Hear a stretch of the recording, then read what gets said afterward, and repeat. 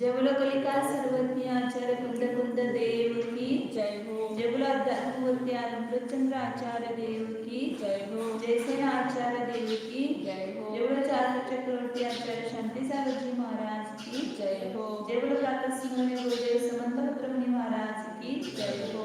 जय बोलो आचार्य प्रवर सुंदर सागर जी महाराज की जय हो। जय बोलो मोहन दीक्षा गुरुवार सिंधु आचार्य सुरेश सागर जी महाराज की जय हो। जय बोलो परम पूज्य सुरेश सागर जी महाराज की जय हो। श्री कुंद कुंद आचार्य विरचित समय प्रवचन सार परमागम है।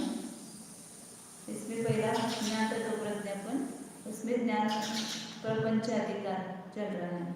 इसमें ज्ञान मुख्यतः अतीन्द्रिय ज्ञान की मुख्यता से वर्णन किया है, क्योंकि सब महिमा अतीन्द्रिय ज्ञान की है। तो उस ज्ञान को पहले ज्ञान सिद्ध किया था कि आत्मा ज्ञान समान है। फिर सिद्ध किया कि आत्मा ऐसा है, ज्ञान सर्वगत है, इसलिए आत्मा भी सर्वगत है। और सर्वगत होते हुए भी केवल भगवान उस नए पदार्थ में प्रवेश नहीं करते हैं, नए पदार्थ केवल भगवान में प्रवेश नहीं करते हैं। और ऐसा होते हुए भी उनका एक अपेक्षा से प्रवेश है और एक अपेक्षा से प्रवेश नहीं है। तो उनका केवली भगवान का या आत्मा सामान्य भी ले लो, उनका ज्ञेय में किस प्रकार प्रवेश होता है, प्रवृत्ति किस प्रकार है, ये पिछले गाथा में दिखा है।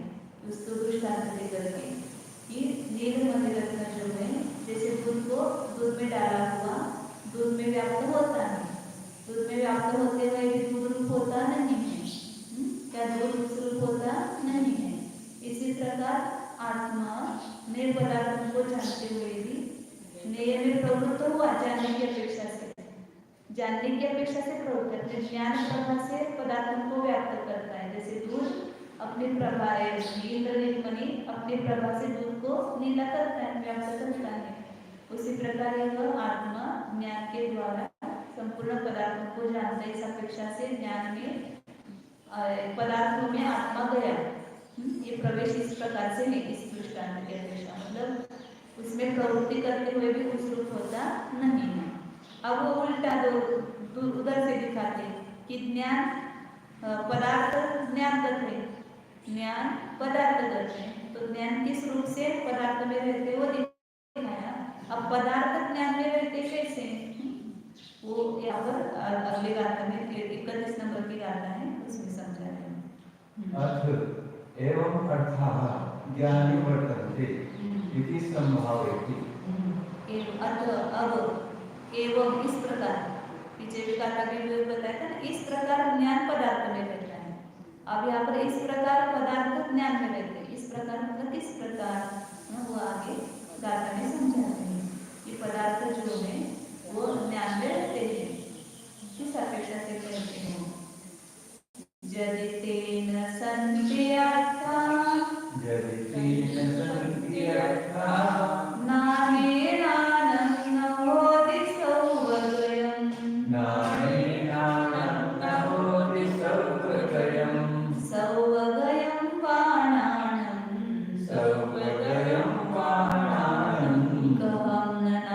ज्ञानठिया अट्ठा ज्ञानठिया अट्ठा जडितेन सन्ति अट्ठा ज्ञानेनानं नभोति सर्वगयं सर्वगयं मानानं ज्ञानठिया अट्ठा जडिते अट्ठा नाने न संति।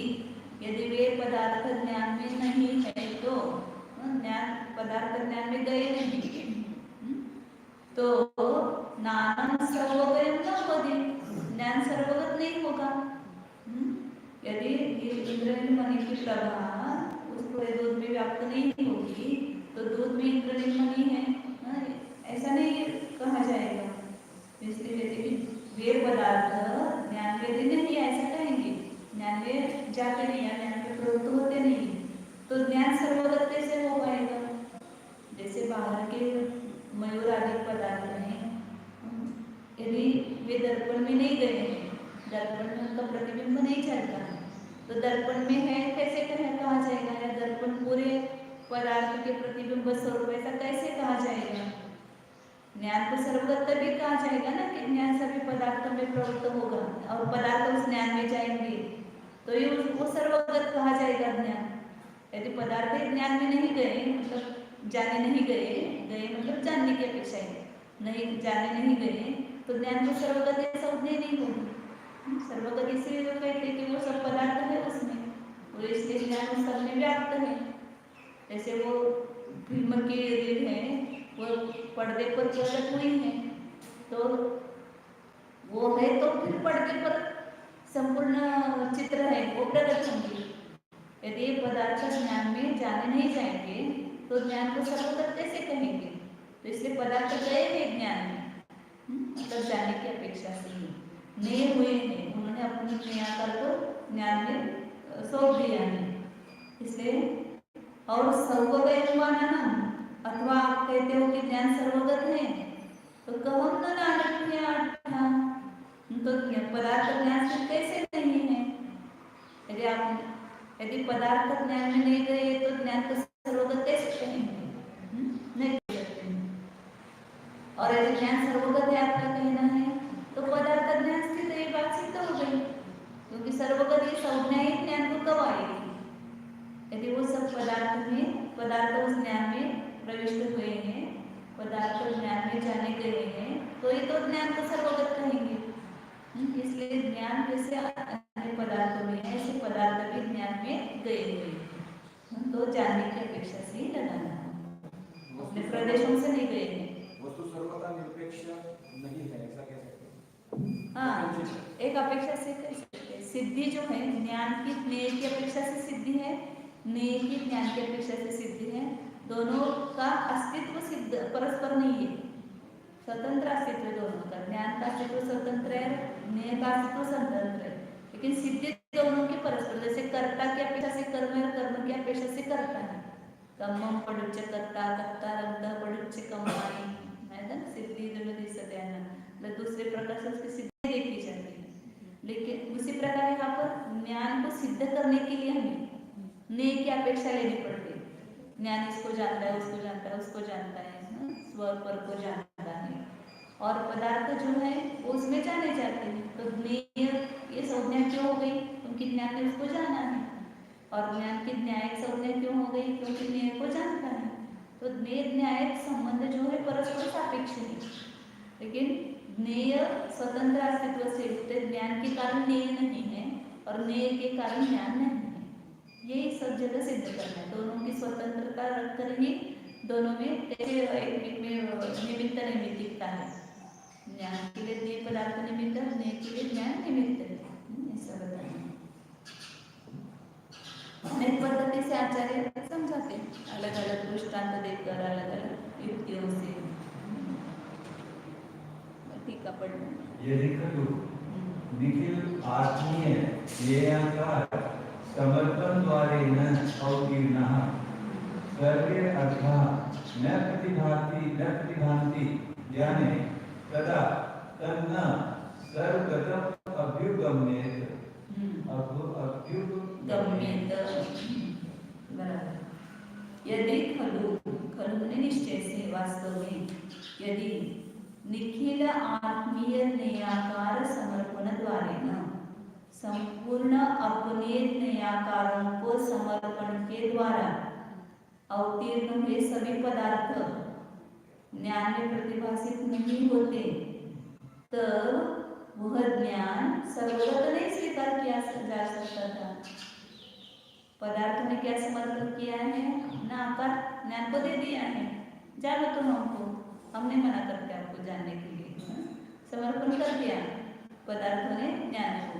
तो अपने नेयाकारों को समर्पण किया, मतलब उसका स्वरूप ज्ञान में जाना गया है, तो नेय उसमें झलक रहे हैं। जैसे बाहर जो दर्पण के बाहर जो बिंब है उसका उसने क्या किया है? दर्पण में झलक गया वो, तो उसने अपना आकार दर्पण को सौंप दिया, इसलिए वो दर्पण में दिखाई दे रहा है। यदि वो अपना आकार नहीं सौंपता दर्पण को तो दर्पण में आकार उसका कैसे दिखाई देता? नहीं दिखा। जैसे नेया इसमें प्रमेय तो गुण नहीं होता, तो ये ज्ञान के द्वारा नहीं जाने जाते, तो इसमें प्रमेय तो गुण है, इसलिए वे नेय बन रहे हैं। और नेय बन रहे तो ज्ञान उनको जान रहा है, तो ज्ञान ने जाना तो वो उस ज्ञान को सर्वगत कहा गया। जितने पदार्थों को ज्ञान जाता है उस जानता है, उसकी अपेक्षा से उस ज्ञान की उतनी व्याप्ति है, ऐसा कहेंगे। मेरा ज्ञान कितना है? तो जितने मैं नियम को जानता हूँ उतना मेरा ज्ञान है। मुझमें जितने जानने की शक्ति है, अभी मैं जितनी जानने की व्यक्तता हुई है उतने पदार्थों को मैं जान रहा, तो मेरा ज्ञान उतने पदार्थों में गया हुआ है, ऐसा कहा जाता है।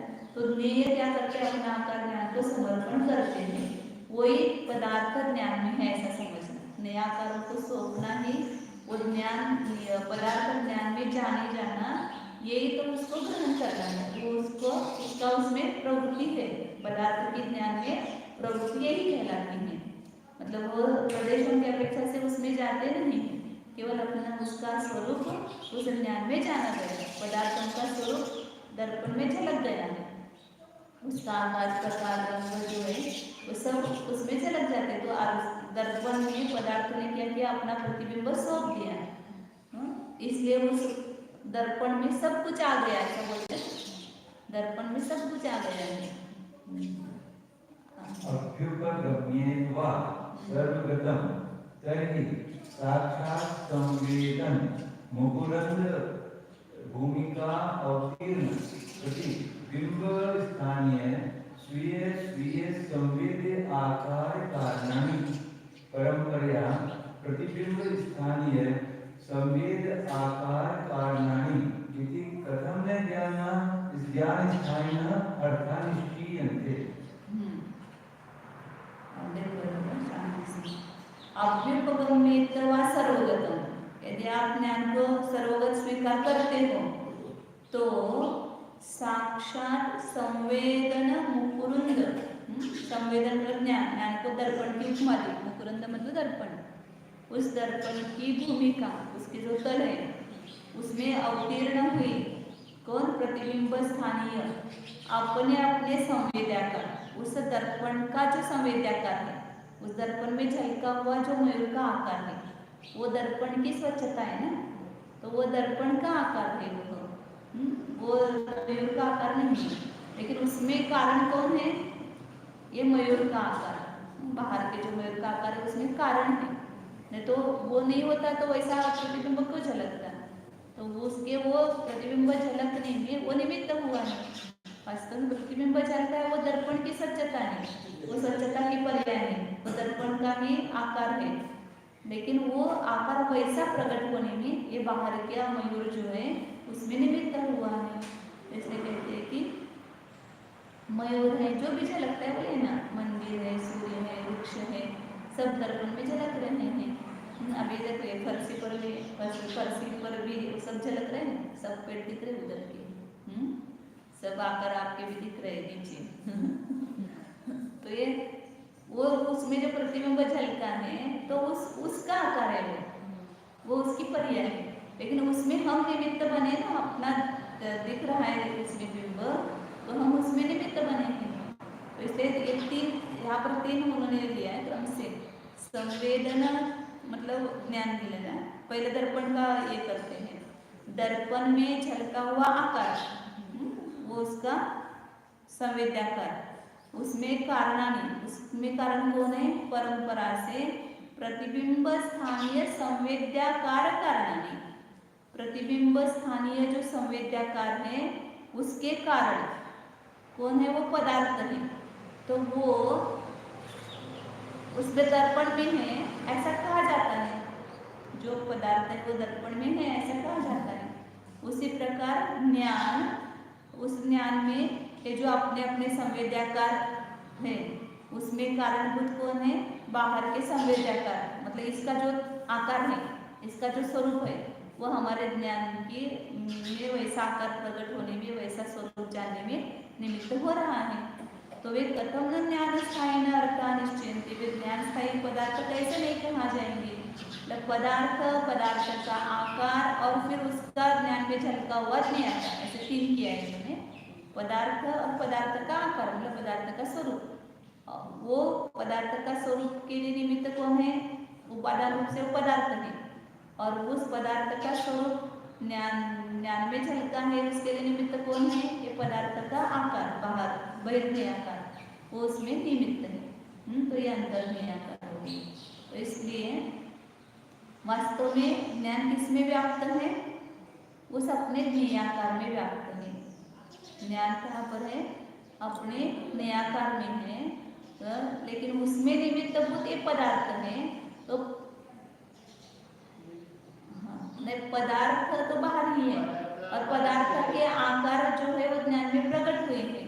तो ये पदार्थ इसमें गया, ये उपचार किया गया वहां पर। वास्तव में इसका ज्ञेयाकार ज्ञान में आया है और ज्ञान उसमें व्याप्त है। ये पदार्थ तो गया नहीं है, लेकिन इसका ज्ञेयाकार प्रकट होने में पदार्थ निमित्त है, इसलिए पदार्थ ज्ञान में स्थित है, ऐसा कहा गया। कारण का कार्य में उपचार करके क्या कहा गया? पदार्थ ज्ञान में है, पदार्थ वास्तव में ज्ञान में नहीं है, पदार्थ का स्वरूप ज्ञान में जाना गया है। तो उस स्वरूप जाने में ये निमित्त है, इसलिए कारण में इस कार्य का उपचार करके कहा कि पदार्थ ज्ञान में है। ये सिद्ध कर रहे हैं पदार्थ में प्रवृत्त सूर्य, वृक्ष इत्यादि के प्रतिबिंब पड़ते हैं। वहां निश्चय से तो प्रतिबिंब दर्पण की ही अवस्थाएं हैं। तथापि दर्पण में प्रतिबिंब देखकर कार्य में कारण का उपचार करके व्यवहार से यह कहा जाता है कि मयूर आदि दर्पण में है। दर्पण का जो आकार है, मयूर का जो आकार है वो दर्पण में प्रकट हो रहा है, इसमें निमित्त तक मयूर है, इसलिए कार्य में नए आकारों में उस पदार्थ का आरोप किया कि नए आकार तो पदार्थ ही है ऐसा। इसी प्रकार ज्ञान दर्पण में भी सर्व पदार्थों के समस्त ज्ञेयाकारों के प्रतिबिंब पड़ते हैं। अंदर वाला जो दर्पण है ज्ञान, उसमें सब के प्रतिबिंब पड़ते हैं। अर्थात पदार्थों के ज्ञेयाकारों के निमित्त से ज्ञान में ज्ञान की अवस्था रूप ज्ञेयाकार होते हैं। इस पदार्थ के आकार और उसके ज्ञान में हुए आकार, ज्ञान का आकार कैसे बनेगा? आकार मतलब जानने रूप से परिणमित हुआ ज्ञान, वो ही आकार है। ज्ञान है, कोई भी आकार नहीं है, ज्ञान उस रूप परिवर्तित हुआ, उसको जानने रूप से परिणमित हुआ, जानने रूप परिणमित हुआ उसके अर्थवे पूर्णाना अर्थविकल्पन। क्योंकि यदि ऐसा न हो तो ज्ञान सर्व पदार्थों को नहीं जान सकेगा। वहां निश्चय से ज्ञान में होने वाले ज्ञेयाकार ज्ञान की ही अवस्थाएं हैं, तो ये ज्ञान की पर्याय नहीं होंगी। कोई जानने रूप जो ज्ञेयाकार है वो ज्ञान की अवस्था है। पदार्थों के ज्ञेयाकार कहीं ज्ञान में प्रविष्ट नहीं है, इसके ज्ञेयाकार इसमें नहीं गए हैं। व्यवहार से देखा जाए तो ज्ञान में होने वाले ज्ञेयाकारों के कारण पदार्थों के ज्ञेयाकार हैं, जो ज्ञान में हो रहा है। हाँ, इसमें जो मयूर का ज्ञान हो रहा है उसमें निमित्त इसका आकार है, और इस ज्ञेयाकार का निमित्त पदार्थ है। और 3 लिए उन्होंने, वैसे 2 ही हो जाते हैं, इन्होंने 3 लिए कि ज्ञान का में हुई आकार मतलब जानना रूप पर्याय हुई है, उसमें निमित्त इसका आकार, इस पदार्थ का आकार मतलब इस पदार्थ का स्वरूप, और इस स्वरूप का कारण कौन है? पदार्थ है। ऐसा किया पदार्थ का आकार और उसका ज्ञान में झलका हुआ नियाकार, अंतर नियाकार, ऐसे 3 किए। और उनके कारण पदार्थ है। इस प्रकार परंपरा से ज्ञान में होने वाले न्यायाकारों के कारण पदार्थ है। इसलिए उन अर्थात ज्ञान की अवस्था रूप ज्ञेयाकारों का ज्ञान को ज्ञान में देखकर कार्य में कारण का उपचार करके कहा जा सकता है कि पदार्थ ज्ञान में है। उनमें मोर है, ऐसा ही बोलते हैं, या मोर दर्पण में है, ऐसा बोलते हैं, लेकिन मोर दर्पण ही नहीं है, मोर तो बाहर ही है। मोर का आकार जो है उसमें दर्पण आकार है, वो दर्पण में जो है वो दर्पण का ही आकार है। ऐसे ज्ञान में जो पदार्थ है वो ज्ञानाकार ही है, लेकिन इनमें निमित्त पदार्थ हुए इसलिए पदार्थ ज्ञान में है, ऐसा कहा जाता है। मेरे ज्ञान में सब कुछ है, ऐसा बोलते ना, मेरे ज्ञान में सब कुछ है मतलब सबको मैं जानता हूँ, ऐसे समय साथ प्रवृत्ति के साथ सब कुछ मेरे ज्ञान में है। ज्ञान में मतलब उसके जानने रूप से है। जैसे नाचर के टीका पूर्व सूत्र अब पूर्व सूत्र में कहा गया है कि ज्ञान पदार्थों में है, मतलब पदार्थ को बनाया आधार, ज्ञान को बताया आधे, ज्ञान पदार्थ में। अब इसमें क्या बताया है कि पदार्थ ज्ञान में है, मतलब ज्ञान हो गया आधार और पदार्थ हो गया आधे, ज्ञान में पदार्थ में, ऐसा कहते हैं। दोनों के परस्पर में प्रवृत्त, जैसे माइंड में चित्त जैसे, हाँ उसको पदार्थ, हाँ उसकी उसको आधार- पदार्थ, क्योंकि ये पदार्थ उसमें निमित्त है, उस पदार्थ का आकार ज्ञान में प्रकट होने के लिए निमित्त है, इसलिए उसको भी पदार्थ कहा। ये हमेशा ज्ञान और पदार्थ ऐसे 2 है, ज्ञान पुस्तक और अर्थ पुस्तक। अर्थ पुस्तक के बाहर की, और इसलिए ज्ञान पुस्तक होने में निमित्त है।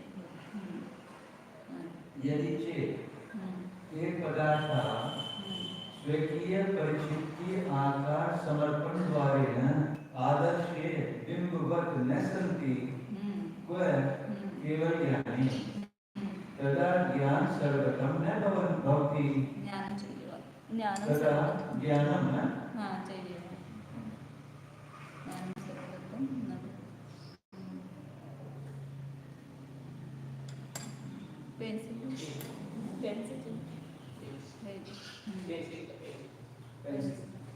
तो माता जी के पास यदि भैया ले लो नहीं कर वो पेन है सर,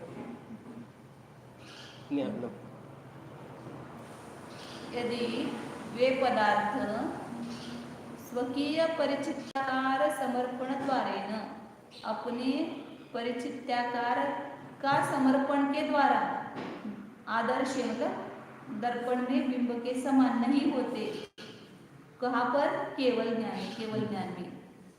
तदा ज्ञानम सर्वगतम न भवति, तब ज्ञान सर्वगत नहीं होता। यदि उस पदार्थ के आकार अपने को सौंप नहीं देते, ये पदार्थ यदि दर्पण को अपना आकार सौंप नहीं देते, तो दर्पण में वो पदार्थ कैसे दिखते? नहीं दिखाई देते। व्यवहारेण सर्वगतं ज्ञानं सम्मतं चेत् भवतां तर्हि व्यवहारेण स्वकीय ज्ञेयाकार परिचिति समर्थनद्वारेण ज्ञान स्थिता अर्था कथं न भवन्ति किन्तु भवन्ति एव। व्यवहार से ज्ञान सर्वगत है ऐसा माना गया है तुम्हारे द्वारा, तो व्यवहार में से अपने ज्ञेयाकार को जानने की परिचिति समर्पण द्वारे, अपने ज्ञेयाकारों को जानने में समर्पण कर दिया, उसके द्वारा ज्ञान स्थित पदार्थ कैसे नहीं होते हैं? मतलब होते ही हैं। यदि वे ज्ञान उनको नहीं अपना पदार्थ ने आकार अपना नहीं सौंपते ज्ञान को, तो ज्ञान में वो कैसे जाने जाते हैं? उसने सौंप दिया है, ऐसा ही कहा जाएगा। तो है ना, राजा बड़ा राजा होता है, वो सब मंडली आकर के, क्या बोलते हैं उसको, मांडलिक राजा आकर के उसका आधिपत्य स्वीकार नहीं करेंगे, तो ये महाराज कैसे बनेगा? सब आकर के अपना समर्पण करते हैं तभी वो महाराजा बनता है ना, बड़ा राजा। तो इसी प्रकार ये सब पदार्थ आकर के ज्ञान को अपने आकार सौंप देते हैं, उसके शरण लेते हैं, तो वो सब पदार्थ ज्ञानगत हो जाते हैं। यदि नहीं जानते, अपना आकर नहीं सौंपते, तो ज्ञान सर्वगत कैसे हो सकता था? नहीं हो सकता था। दोनों शब्द बहुत इम्पोर्टेंट है, समर्पण और ग्रहण। समर्पण करता है और ज्ञान ग्रहण करता है, दोनों में ऐसे होता है ना। आचार्य शिष्यों को अपन ग्रहण करते हैं और शिष्य अपने को समर्पण करते हैं। ऐसे ज्ञान ज्ञेय को ग्रहण करता है और ज्ञेय ज्ञान को अपना शरण लेता है, सौंप देता है अपने को। अयम अभिप्राय यतः व्यवहारेण ज्ञेय परिचित्ति आकार ग्रहण द्वारेण ज्ञानं सर्वगतं मन्यते, तस्मादेव ज्ञेय परिचित्ति आकार समर्पण द्वारेण पदार्थः अपि व्यवहारेण ज्ञानगतः मन्यन्ते इति।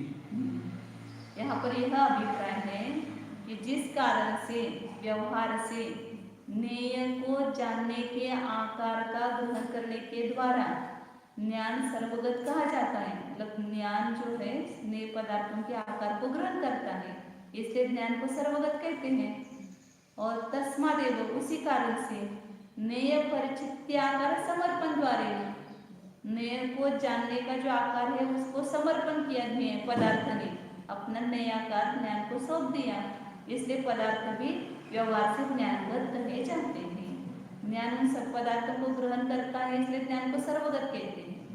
और पदार्थ अपना आकार ज्ञान को सौंप देते हैं, ज्ञान में जाने जाते हैं, इसलिए ज्ञानगत है, ऐसा कहा जाता है। इसलिए दोनों का परस्पर ऐसा संबंध है, ज्ञेय और ज्ञान का। इसलिए आचार्य पहले वो शब्द रखे थे, ग्रहण समर्पण प्रवणाः। ग्रहण करने में और समर्पण करने में प्रवण है कौन? ज्ञान ग्रहण करने में प्रवण है और ज्ञेय अपना समर्पण करने में प्रवण है, तभी वो संबंध टिकता है। ऐसा है गुरु शिष्य का संबंध ऐसे टिकता है। यदि शिष्य मानेंगे कि हम ये बड़े हैं आपसे, तो रहेगा क्या संबंध? गुरु शिष्य नहीं रहेगा। 32 नंबर की बात है, नहीं है ना अपने से ये हो गई पूरा, ये भी का हो गया। हाँ, अर्थ एवं 32 नंबर की गाथा की उठाने का पड़ता। अर्थ एवं ज्ञानः अर्थे हि सह अन्योन्य प्रत्युमृत्युमत्वे अपि परिग्रहण मोक्षण परिणमन अभावेन सर्वपश्यत अध्यवस्य अत्यंत वित्वम भावयति। अब ये बताते हैं, बहुत महत्वपूर्ण गाथा है। अब सब सिद्ध किया ज्ञान और पदार्थों का कैसे संबंध है, व्यवहार से, निश्चय से। इस प्रकार ज्ञानिनः, ज्ञानी का, आत्मा का या केवल ज्ञानी का, अर्थ ही सह पदार्थों के साथ अन्योन्य वृत्ति मत्वे अपि परस्पर वृत्तिमानपना होने पर भी, ज्ञान पदार्थ में प्रवृत्ति करता है, पदार्थ ज्ञान में प्रवृत्ति करते, ग्रहण समर्पण के द्वारा। ऐसा होने पर भी परग्रहण मोक्षण परिणमन अभावेन, ज्ञान उस पदार्थ को भले ग्रहण करता है, लेकिन उसको वास्तविक उसके स्वरूप, मतलब जानने की अपेक्षा से ग्रहण शब्द आया, लेकिन उस पर पदार्थों को ग्रहण नहीं कर सकता है, उस पदार्थ को खो नहीं सकता है, या पदार्थों को छोड़ भी नहीं सकता है। जब ग्रहण होगा तभी छोड़ना होगा ना, जब ग्रहण ही नहीं वहां पर छोड़ना क्या होगा? किसी को आपने पूछा कि आपने दारू छोड़ दी क्या? तो वो पीता नहीं और उसको छोड़ दी क्या बोलेंगे, तो उसको कितना गुस्सा आएगा। मैं हमने भी कहा दारू में ग्रहण भी किया, मैंने भी, जो आप बोल रहे छोड़ी क्या? या किसी को बोला कि तुम जेल से कब छूट के आ गए, और वो जेल में था ही नहीं, तो उसको छूटने का प्रश्न आता है क्या? तो इसी प्रकार ज्ञान पदार्थों को ग्रहण करता ही नहीं है, फिर पदार्थों को छोड़ने का भी प्रश्न नहीं है। इसलिए ग्रहण नहीं करता है, इसलिए छोड़ता भी नहीं है। नहीं तो ऐसा नहीं कि ग्रहण किया और उसको नहीं छोड़ रहा, ऐसा नहीं। ग्रहण ही नहीं करता है, इसलिए वह उसके त्याग का भी विकल्प नहीं है। ये सब ग्रहण त्याग कहाँ पर हो रहा है? केवल अपने ज्ञान में हो रहा है, विकल्प में हो रहा है। हाँ, मैंने इस घर को ले लिया और इस घर को छोड़ दिया, ये क्या है? ज्ञान में उसको अपना स्वीकार किया था, ज्ञान में उसको निकाला। घर तो घर की जगह है ना, उसको हमने ग्रहण किया मतलब हम उस रूप हो गए, छोड़ दिया मतलब ना उसको कुछ नाश नहीं हुआ। केवल हमने अपने ज्ञान में ये घर मेरा है ये स्वीकार किया था। अब स्वीकार किया कि नहीं घर मेरा नहीं है, इसलिए मुझे इससे कुछ नाता नहीं है, तो इसलिए घर छोड़ करके निकल गए बाहर। तो घर को छोड़ा ऐसा व्यवहार हुआ, वास्तव में उन्होंने घर छोड़ा ही नहीं, ग्रहण ही नहीं किया था, तो छोड़ने का प्रश्न ही आता नहीं। आगे बताने इसमें समय सार में सहिता की शक्ति आई ना, आज दोपहर में आने वाली त्यागोपादान शून्यत्व शक्ति। आत्मा में कौन सी शक्ति है? त्यागो, ऐसे प्रत्येक द्रव्य में है त्यागोपादान शून्यत्व। कोई एक द्रव्य दूसरे द्रव्य को ग्रहण ही नहीं करता है और छोड़ता भी नहीं है। आत्मा किसी पर वस्तु को त्याग भी नहीं करता है, ग्रहण भी नहीं करता है। तो इसलिए दूसरों की ग्रहण और मोक्ष भले सभी को जाना है, लेकिन फिर भी उसका ग्रहण और मोक्ष मतलब छोड़ना और परिणमन, उसको परिणमन भी नहीं करता है। परिणमन अभाव है, परिणमन करने का अभाव होने से सर्वं पश्यतः अध्यवस्थित, और ऐसा होने पर भी सभी पदार्थों को देख रहा है, जान रहा है। तो कहाँ ग्रहण किया है? पदार्थ तो पदार्थ ही दिख रहे ना, आपने ग्रहण किया मतलब क्या किया? अपने रूप कर दिया क्या उसको? सोना चांदी सब पहनते हैं, साड़ी, ये सब किसने ग्रहण किया? मैंने ग्रहण किया है, मैंने पहना है। तो वो तो उसमें ही है, अपने में ही है, अपने रूप हुए नहीं, मतलब जीव रूप हुए नहीं है। तो हमने ग्रहण मोक्षण परिणमन अभाव सर्व ऐसा होने पर भी सबको देखता है और सबको, केवल भगवान सभी को जानते हैं, सभी को देख रहे हैं। अत्यंत विविक्तत्व भावेति, अत्यंत विविक्तपना, न केवल ज्ञानी संपूर्ण जगत को जान रहे, फिर भी सकल न्याय तदपि निजानंद रसली, सबको जान रहे हैं। हम थोड़ा सा जानते तो थोड़ा तुरंत अहंकार कि हमने कितना ग्रहण किया, लेकिन फिर भी वे कैसे हैं? अपने आनंद रस में ही है, उसमें आनंद है। जहाँ पर भी पर में कुछ गड़बड़ी करने के लिए जाओ कि वहाँ पर क्या हो गया? आकुलता उत्पन्न हुई, विषमता उत्पन्न। वहाँ पर क्या हो गया? आकुलता उत्पन्न हुई, विषमता उत्पन्न हुई, राग द्वेष उत्पन्न हुई। और जैसा है वैसा केवल जानने में कोई भी आकुलता नहीं है। तो कैसे केवल भगवान अत्यंत भिन्न है, सब कुछ आ रहा है उनके ज्ञान में, फिर भी उन पदार्थों के साथ, किसी भी पदार्थ के साथ उनका अपनत्व नहीं है, अत्यंत भेद है, अत्यंत विविक्तपना है। उस परद्रव्य को ग्रहण करने के भी विकल्प नहीं, छोड़ने के विकल्प नहीं, न उसको परिणमन करने के विकल्प है।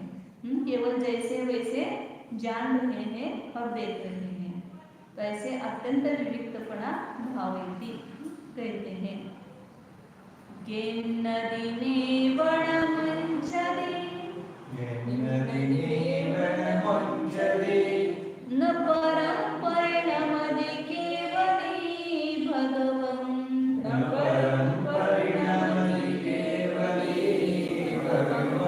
वेच्छति समन्तदोषो जानति सर्वं निरवशेषं,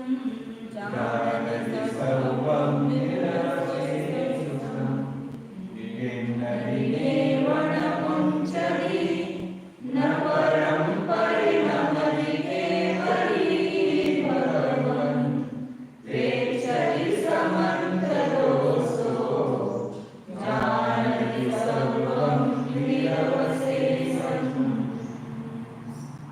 जो उत्थानिका में ऐसे काटा का पूरा भाव आ गया है कि केवली भगवं, केवली भगवान, नेव गेन्नदि न मुञ्चति न परम परिणमति, न पर को ग्रहण करते हैं, न मुंचरी न छोड़ते हैं, न पर परिणमन करते हैं। कितने निर्विकल्प अवस्था है, कुछ भी विकल्प नहीं है, न ग्रहण करने के विकल्प, न छोड़ने के विकल्प, न उसको परिणमन करने के विकल्प। वास्तविक अपना आत्मा का भी स्वरूप यही है, लेकिन हम ऐसे क्यों हो गए हैं? क्योंकि अपने स्वरूप को भूल गए हैं। वास्तव में अपने घर में क्या संपत्ति, मतलब इतनी अपने स्वतंत्रता है कि नए पदार्थों के अधीन होने की हमें जरूरत नहीं है। नए पदार्थों को ग्रहण करने की और छोड़ने की हमको जरूरत नहीं है। केवल देखते जानते रहो तो उसी में आनंद है, उसी में निराश मिलता है। लेकिन अपने स्वरूप को हम भूल गए। अपने में अनंत गुण है, उसको जानते कहाँ है? मतलब अपनी संपत्ति, अपनी स्टेट क्या है, वही अपने को पता नहीं। संपदा वास्तव में ये परद्रव्य से भिन्न रह करके जानना देखना ये अपनी संपत्ति है। परद्रव्य को ग्रहण करना ये अपनी संपत्ति नहीं है। ये संपूर्ण घर दार स्त्री पुत्र मित्र, ये सोना चांदी, ये क्या है सब? ये अपना कुछ भी नहीं है। लेकिन ये जीव अपनी संपत्ति को भूल गए, पता नहीं है, इसलिए ऐसा दिनहीन हो गया है। वास्तव में यदि अपने स्वरूप को हम जान जाए तो ऐसे दिनहीन होने की आकुलता ही नहीं होगी। गरीब हो गया मतलब क्या हो गया? हम गरीब ऐसा लोग समझते हैं ना। गरीब है मतलब क्या है? उसके पास आनंद गुण नहीं है क्या? वास्तव में तो जो श्रीमंत आज दिखाई दे रहा है वो पैसे का क्या बोलते, गाठोड़े लगा हिंदी में गठरी। हाँ, पैसे की गठरी उनके पास में है, उनमें नहीं है। इसलिए वो स्वयं को श्रीमंत का अनुभव करे, तो उस गठरी के कारण श्रीमंत है क्या ये? तो ये हमारी गलत धारणा है। वास्तव में अपना जो अनंत गुण, अनंत ज्ञान और अनंत आनंद जो स्वभाव है, उस स्वभाव को हम भूल गए। मतलब अपने पास ही सब कुछ निधि होते हुए भी उस निधि का हमें अज्ञान होने के कारण हम ऐसे दिनहीन हो गए। जैसे एक सेठ जी थे और उन पुराने जमाने में अपना धन कहीं पर गाड़ करके रखते थे, तो उन्होंने अपने वही खाते में लिख के रखा था कि पुत्रों को, हे पुत्रों, तुम्हें जब भी जरूरत पड़े, तुम्हें अभाव हो धन का, तो तुम थंब सिंह से, किससे? थंब सिंह या स्तंभ सिंह को, स्तंभ सिंह से तुम मांगना, उससे ले लेना, स्तंभ सिंह से तुम ले लेना जरूरत पड़े तो। फिर बच्चों ने पढ़ाई की तो बुद्धि थी ना उनको, अरे कि ऐसे भाई खाता में लिखा है। पिताजी चले गए, सब कुछ ये पुरुषार्थ नहीं थे, उद्यमी नहीं थे, तो सब कुछ धन संपत्ति उनकी नष्ट हो गई, चली गई। अब क्या करें? फिर उन्होंने वही खाता निकाला, देखा कि क्या पिताजी ने कहीं कुछ रखा है क्या, तो उन्होंने लिखा था कि तुम्हें जब जरूरत पड़ेगी तो स्तंभ सिंह से तुम ले लेना धन। फिर उन्होंने संपूर्ण गांव में खोज की, कौन स्तंभ सिंह है, कौन सा सेठ है, स्तंभ सिंह है। संपूर्ण गांव में उन्होंने जानकारी ली तो वहाँ कहीं पर भी नहीं मिला। दूसरे आजू बाजू के गांव में सब जगह उन्होंने जानकारी के लिए थंब सिंह कौन है, थंब सिंह कौन है। वो परेशान है कि उनको खोज रहे, सब इधर उधर इधर उधर उधर खोजते खोजते परेशान हो गए, कहीं पर उनको थंब सिंह मिला। फिर एक उस गांव में होशियार आदमी था, उसने जान लिया कि ये बहुत परेशान हो गए हैं। तो क्यों परेशान हो गए? तो बोले कि थंब सिंह से धन लेने के लिए हमारे पिताजी ने बोला है। कौन है थंब सिंह? बोले कि तुम क्या को परेशान हो रहे, चलो देखो आपके घर में मैं देखता हूँ। घर में जाते हैं, घर में खंबा था वहाँ पर, तो वो समझ गए कि ऐसी ये भाषा रहती थी, नहीं तो किसी को भी पता चलेगा ना कुछ भी। तो एक ऐसी सांकेतिक भाषा रहती थी। तो उन्होंने बोला कि खंबे को उखाड़ो। खंबे को उखाड़ा तो उसके नीचे ऐसा धन का हंडा रखा हुआ था। बोले कि ये थंब सिंह खंबा है ना, स्तंभ सिंह उसका नाम रखा। उनके घर में वो थंब सिंह था, उसके नीचे धन गड़ा हुआ था, लेकिन उसके अज्ञान के कारण कहाँ कहाँ उन्होंने खोजा, संपूर्ण गांव में और संपूर्ण आजू बाजू संपूर्ण गाँव में उन्होंने खोजा, लेकिन वो कहीं मिला नहीं, क्योंकि उनके पास ही था, कहाँ से बाहर मिलता उनको। ऐसे ये अनंत ज्ञान, अनंत सुख आदि जो संपत्ति है वो अपने पास ही है, लेकिन हम कहाँ खोज रहे हैं, इन नए पदार्थों में। यहाँ पर मेरा धन है, यहाँ पर मेरा धन है, यहाँ पर मेरा धन है। कितनी जमीन है हमारी, एक पंढरपुर में, एक सोलापुर में और एक कई पर। कहाँ कहाँ मकान है, कितने मकान है, मतलब उसका मैं स्वामी हूँ।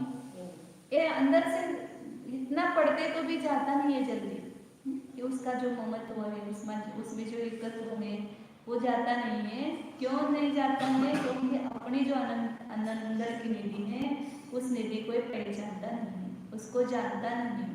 उस कारण से इस बाहर की निधि को ही अपनी निधि मान बैठता है। तो कितने पर्याय में कितने परद्रव्यों का हमने संचय किया और कितने परद्रव्यों का हमने त्याग किया। वास्तव में परद्रव्यों को ग्रहण करना छोड़ना है आत्मा का स्वभाव नहीं है। इसलिए बता रहे थे कि वही भगवान परद्रव्य को न ग्रहण करते हैं, न छोड़ते हैं, न उस रूप परिणमन करते हैं। तो फिर क्या करते हैं? सो सवम निरवशेषम पेक्षति जानती। फिर उनका कुछ काम नहीं है तो क्या, उनसे मतलब नहीं है तो क्यों करते हैं? स्वभाव है जानने का। इसलिए संपूर्ण आत्म प्रदेशों से समन्त दो, कहीं एक इंद्रियों से नहीं जानते हैं, संपूर्ण आत्म प्रदेशों से सर्वम निरवशेषम, सभी पदार्थों को बिना कुछ शेष रखे, निरवशेष। कहीं पर भी एक काना कोपरा विश्व का, एक सुई की नोक भी या परमाणु मात्र भी उनके ज्ञान से अछूता नहीं हो जाता है। इसलिए संपूर्ण निरवशेष शब्द, सवम से काम चल जाता है ना, सवम पेक्षति, लेकिन निरवशेष शब्द रखा कि कुछ भी अवशेष न रखते हुए लोक आलोक सबको पेक्षति जानते, देखते हैं और जानते हैं। मतलब कैसे अद्भुत चैतन्य चमत्कार है, पर से कुछ संबंध भी नहीं और पर को ग्रहण किए बिना छोड़ता भी नहीं है। ज्ञान की अपेक्षा से सबको जानता है, ऐसा ज्ञान स्वभाव है जीव का, इसलिए वो जानता है। टीका करिए पढ़ो। अरे सर्व आत्मा कल पढ़ते हाँ।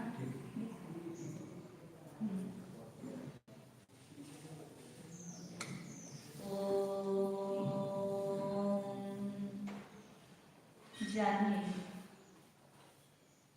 यह मैं शुद्ध चैतन्य हूँ, जीव ही हूँ। अपने को पहचाने, देखिए अंदर कैसे अनंत गुणों की निधि भरी हुई है। क्यों अपने को दीनहीन महसूस कर रहे हैं? सर्वज्ञता की माट में जियो। मैं भी सर्वज्ञ स्वभावी हूँ, सबको देखना जानना मेरा स्वभाव है। ऐसा ज्ञान मेरे अंदर पड़ा है। ज्ञान में ही ऐसी शक्ति है सबको देखने जानने की। ऐसी सर्वज्ञत्व स्वरूप ज्ञान से मैं संपन्न हूँ,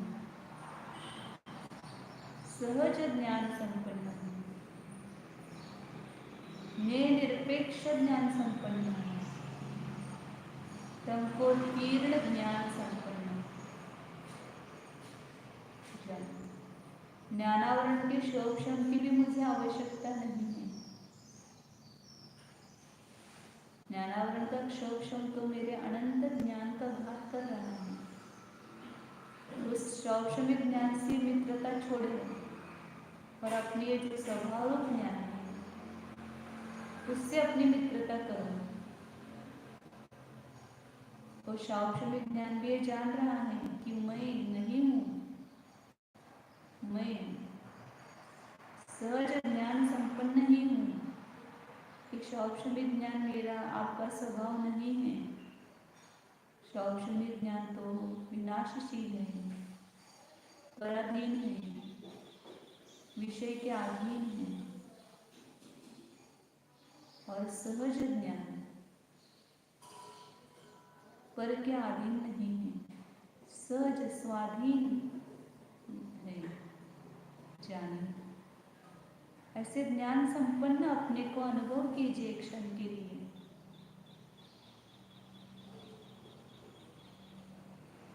अनंत ज्ञान ये मेरी निज संपत्ति है, दूसरों की दी हुई नहीं है।